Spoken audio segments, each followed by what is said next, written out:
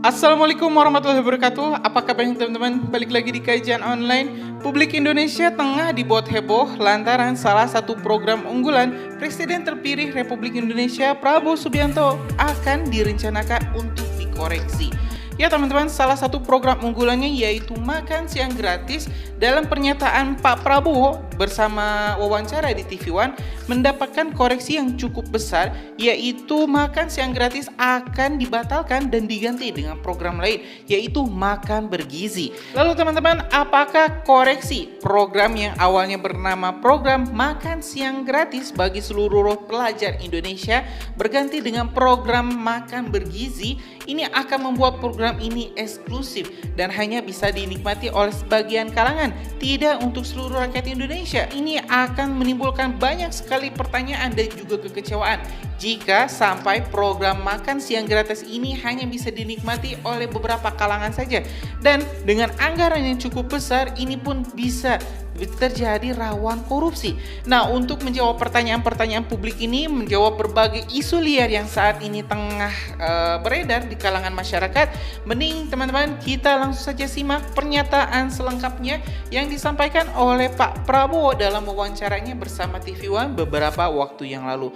Oke teman-teman, kita langsung saja simak pernyataan atau jawaban Pak Prabowo terkait pergantian program makan siang gratis menjadi program makan bergizi. Oke teman-teman, kita simak video selengkapnya. Iya, saya ingin sedikit koreksi ya. Setelah kita pelajari, ternyata istilah tepat itu adalah makan bergizi gratis untuk anak-anak. Itu lengkapnya ya.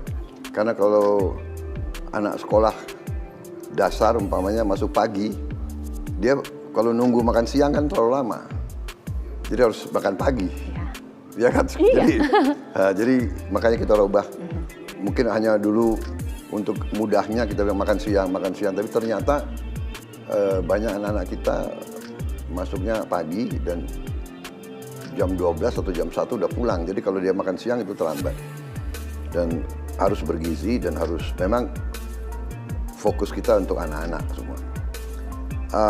Ini bagi kami setelah kami pelajari dan setelah saya merasakan dan saya menganalisa, saya lihat ini adalah sangat-sangat menentukan ya untuk masa depan bangsa Indonesia. Anak-anak kita adalah masa depan kita dan tidak dapat dipungkiri bahwa sebagian anak-anak kita mengalami kurang gizi, malnourishment. Hitungannya ya perkiranya hampir seperempat, 25% anak-anak kita mengalami kurang gizi. Rata-rata ini sangat-sangat memprihatinkan.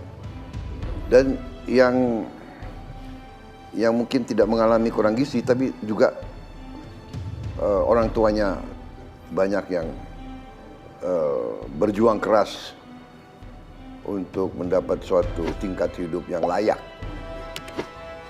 Dan setelah saya pelajari di banyak negara di dunia ini memang memberi makan untuk anak-anak mereka. Kalau tidak salah hitungannya PBB sudah ada 76 negara yang memberi program makan bergizi di sekolah-sekolah. 76 negara dan kalau tidak salah sekarang ada 5-6 negara yang sedang persiapan. Jadi kalau kita nanti Oktober melaksanakan, kita mungkin bisa menjadi negara ke-7 ya. Di luar yang 76 tadi.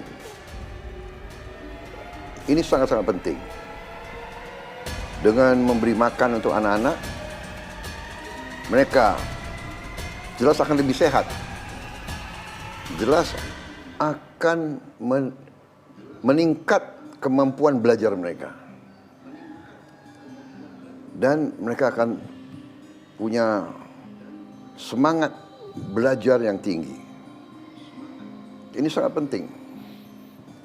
Dan ini sudah kita pelajari pengalaman negara lain dan kita sudah uji coba sebenarnya. Selama beberapa bulan ini saya sudah bikin pilot project di beberapa tempat dan hasilnya sangat meyakinkan. Tadinya anak-anak yang malas ke sekolah meningkat dan fokus perhatian kepada pelajaran meningkat, attitude, pandangan-pandangan terhadap lingkungan semuanya membaik. Yang terutama adalah pertumbuhan badan mereka itu kembali normal. Jadi ini bagi saya sangat strategik. Kita kalau kita bicara pembangunan nasional, kita bicara nation building, character building, etc.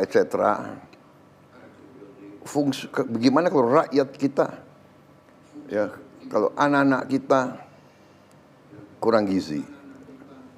Jadi bagi saya ini sangat penting dan ternyata ini bisa menjadi dorongan, stimulus untuk pembangunan ekonomi. Karena nanti untuk makan ini bahan bakunya ya dari desa itu, dari kecamatan itu, dari kabupaten itu. Jadi kalau sekarang kita dengar kadang-kadang habis panen, waduh harga jatuh, hasil panen saya tidak terbeli, tidak terserap. Saya kira nanti, saya optimis ini mungkin tidak akan jadi masalah. Karena sudah ada pangsa, sudah ada yang menyerap, yaitu anak-anak di desa itu, anak-anak di kecamatan itu, anak-anak di kabupaten itu. Jadi ekonomi akan tumbuh, penghasilan para petani kita akan lebih baik, saya percaya produksi akan lebih baik.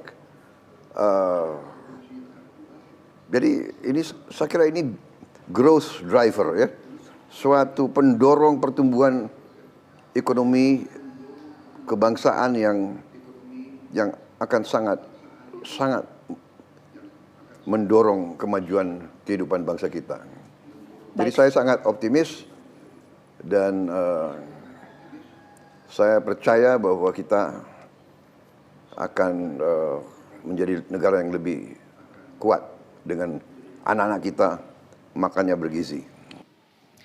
Ya teman-teman, barusan kita telah menyimak pernyataan dan atau jawaban Pak Prabowo terkait berbagai isu liar yang beredar di kalangan masyarakat kita terkait makan siang gratis yang dikoreksi oleh Pak Prabowo menjadi makan gizi gratis. Nah tentu teman-teman, tadi Pak Prabowo telah menjawab terkait hal ini, di mana alasan kenapa makan siang gratis ini dihapuskan dan diganti dengan program yang lain adalah karena sebagian para pelajar kita itu masuknya kadang ada yang pagi, ada yang siang, jadi tidak bisa dipukul rata ke program makan siang gratis. Kalau misalnya ini para pelajar kita yang misalnya datang pagi dan terus misalnya pulang jam 11 atau misalnya jam 10, jam 12, itu kan tidak masuk makan siang gratis, tidak keburu makan siang gratisnya karena tidak efektifnya waktu itu, maka disesuaikan, difleksibelkan menjadi program makan gizi gratis.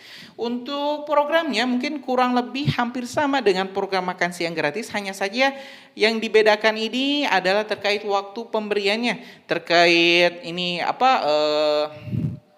terkait komposisi makanannya akan sama seperti yang diterapkan di beberapa terkait hal yang lain hampir sama teman-teman, jadi cuman beda masalah waktunya saja. Terus ini ternyata makan siang gratis juga diprediksi akan meningkatkan perekonomian dan juga menggerakkan UMKM di sekitar sekolah atau di sekitar wilayahnya. Juga akan menggerakkan ekonomi serta UMKM di sekitar wilayah, karena juga akan menggerakkan perekonomian serta juga akan membantu UMKM dan juga menggerakkan perekonomiannya. Karena kalau misalnya kita mendengarkan pernyataan dari Pak Prabowo, ini makan siang gratis atau makan gizi gratis ini akan menggunakan bahan-bahan di sekitar wilayah tersebut, di sekitar wilayah sekolahnya, dan juga akan menggunakan ini UMKM atau warung makan bekerja sama dengan dan ini akan bekerjasama dengan UMKM setempat. Jadi diharapkan program makan gizi gratis ini akan mendorong pertumbuhan ekonomi secara menyeluruh di seluruh Indonesia. Ya teman-teman, kayaknya sudah sangat lengkap pernyataan Pak Prabowo. Jadi mudah-mudahan gak ada lagi pertanyaan.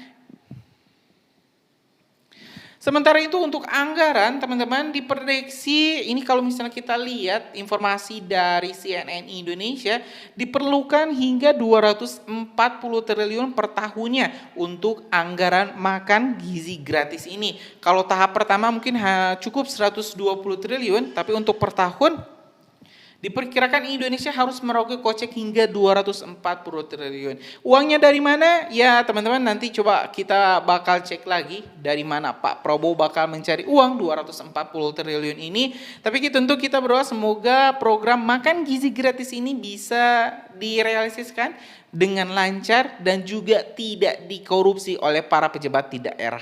Ya mungkin itu saja teman-teman informasi kita hari ini. Terima kasih. Assalamualaikum warahmatullahi wabarakatuh.